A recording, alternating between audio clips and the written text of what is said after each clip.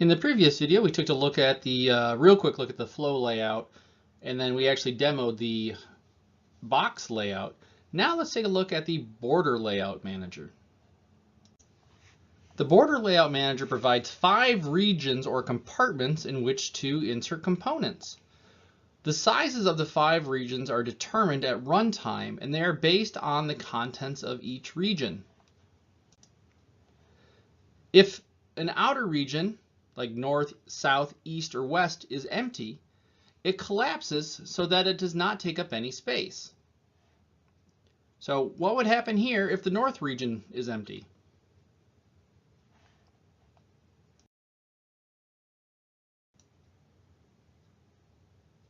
Well, it would collapse, and the west, center, and east edges would fill up to take up the space.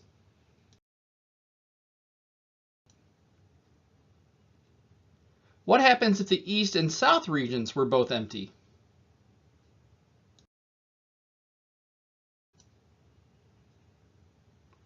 Likewise, the west and center would fill up the remaining space. And finally, what happens if the center region is empty? Well, the west and east would collapse to fill up the empty space. To add components to a border layout region, you call the container's add method like this, and replace component by a particular component that you want to add, like a J label or a J button, so on and so forth, and we're going to cover more later. And you replace the region by one of these named constants. So north, south, west, east, or center. In the add method call, if the region argument is omitted, then the center region is used by default. With a border layout container, you can only add 5 components total, 1 for each of the 5 regions. If you add a component to a region that already has a component in it, then the new component will overwrite the old component. Let's take a look at the layout manager in action. So here we have our African countries program, and you can see we're calling the border layout, we're importing the border layout class and the JavaX Swing package, right? And we're extending the JFrame, so that means we're going to pop open a GUI as soon as we run the program. And we've got our usual suspects here where we're setting the title, the size, and the default close operation. But then we're setting the layout to this new border layout that we're talking about. And then we're adding a label, and we're creating a new anonymous object, right? And the label is Tunisia, and we are center aligning that label, and we're putting it in the north region. Here we're adding a J button to the south region, right? And notice that here it's interesting where you can actually use some limited HTML. So in this case, BR in HTML is a line break, and so this will actually force the Africa to wrap underneath the south, otherwise it'd be putting it on one line.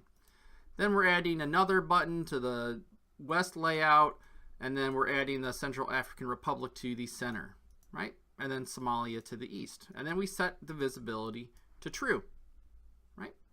And then our main method, we create a new African countries object, and that's all we have to do. So if we go ahead and compile this and run it, and of course this is a little small, so it's a little hard to see.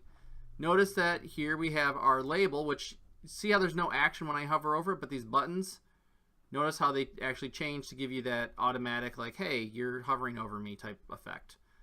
And then if we enlarge it, you can see here that this region, the center region, will grow to fill the space that's required, right? So that is the border layout manager.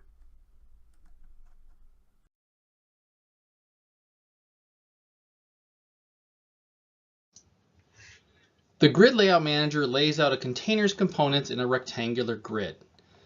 The grid is divided into equal size cells. Each cell can only hold one component. To specify the use of a grid layout manager for a container, you call setLayout like this. You specify the number of rows and columns and the gap between the vertical and horizontal elements in pixels.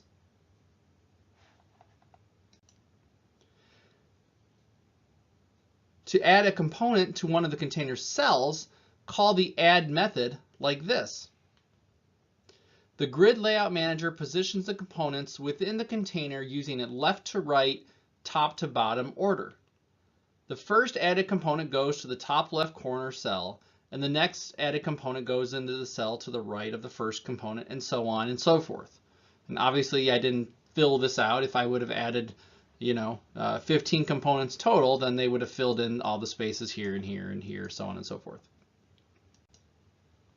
Here's an example that displays a 2-row, 3-column table with 6 buttons.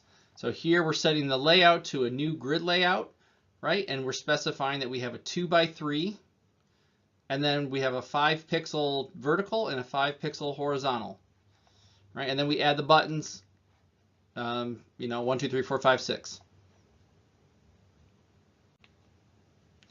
If you know the number of rows and columns in your table, and the table is completely filled in, i.e. there are no empty cells, call the grid layout constructor with the actual number of rows and the actual number of columns, like we did previously.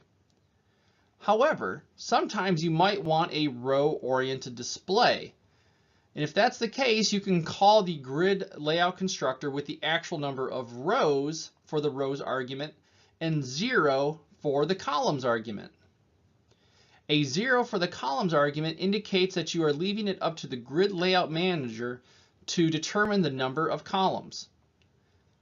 And you're going to want to do case 2 if you don't know the max number of cells. So if you are building this layout dynamically, and you can't predict at compile time how many rows and or how many columns you need, then you can just put a 0 in here, and the compiler or at runtime, the JVM will automatically decide how many columns you need. Assume that you assign a container's layout like this, and assume that you add 5 buttons to the container. Here's the resulting display. We specified 2 rows, and it filled in the columns automatically. As a separate note, you don't have to specify the horizontal and vertical gap parameters. Those are optional. Likewise, we can do the same if we want a column-oriented display. If that's the case, call the grid layout constructor with the actual number of columns for the columns argument and 0 for the rows argument. And then we add our 5 components. And here we specified the number of columns and the rows filled out automatically. So let's take a look at some common gotchas when using the grid layout. First, if you call the grid layout constructor with 0s for both the rows and the columns arguments, you'll get a compiler error. Additionally, if you call the grid layout constructor with non-zeros for both the rows and columns arguments, and your table is not completely filled, you may get unexpected results. For example, the previous slide's 4-column window is not completely filled. Suppose that you accidentally specify a value for the rows argument, like this, and then added 5 elements. Here's what your result would be. Notice how it only has 3 columns instead of 4. Let's now take a look at the grid layout in use. So let's take a look at the grid layout in use. Here we've got our tic-tac-toe program. And again, we're extending the J-frame, importing the usual suspects.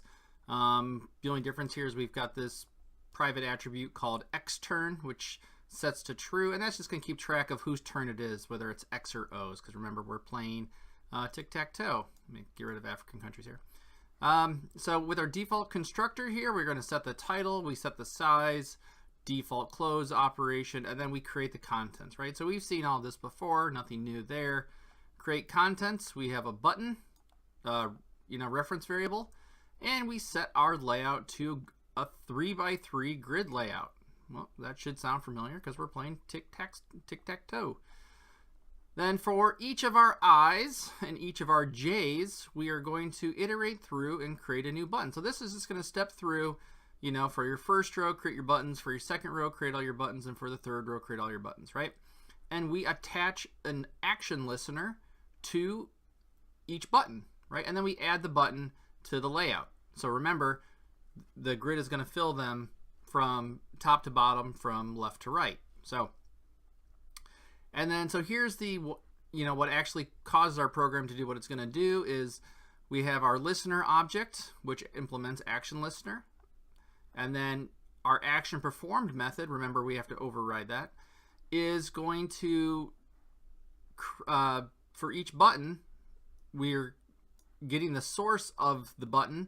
We're getting the source of the event, and then we're casting that as a button, right? So we're creating this temporary JButton object, and we're saying, hey, we know the only elements on our window are actually buttons, so we can just safely cast that as a JButton.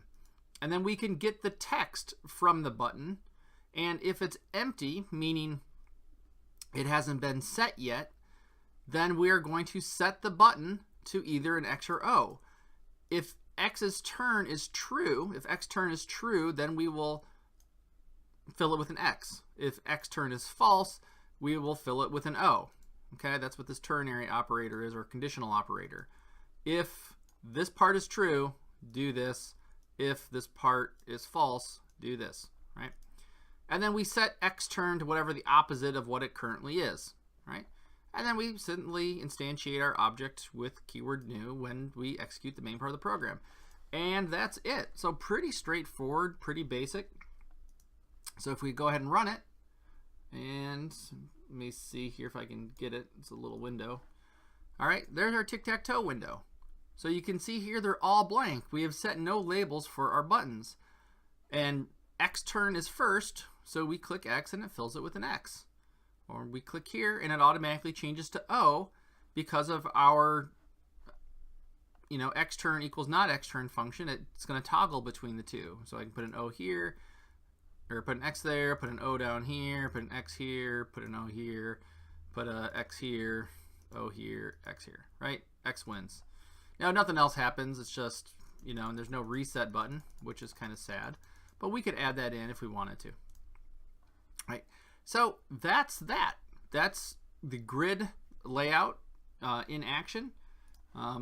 If you notice, if I run it again here, hold on. Let me bring it over. So we can resize it, and the grid will automatically stretch to fill up our space. Now, our labels are going to be the same size, so it's going to look kind of silly. We've got these huge buttons and little tiny labels, right?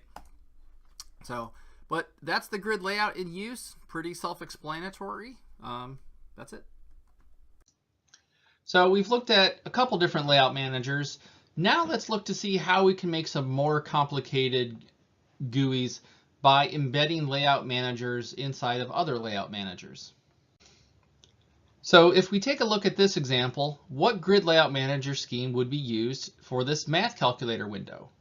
Would we use grid, or maybe box, or what about flow? Well, we need to use a combination of them. So in order to achieve this layout, we would have to apply a grid layout, which gives us these 4 even cells, and then we use a flow layout in each grid cell. But in order to do this, we have to use a JPanel. So in the next video, we're going to divert our attention to understanding how to implement JPanels for each of these individual cells.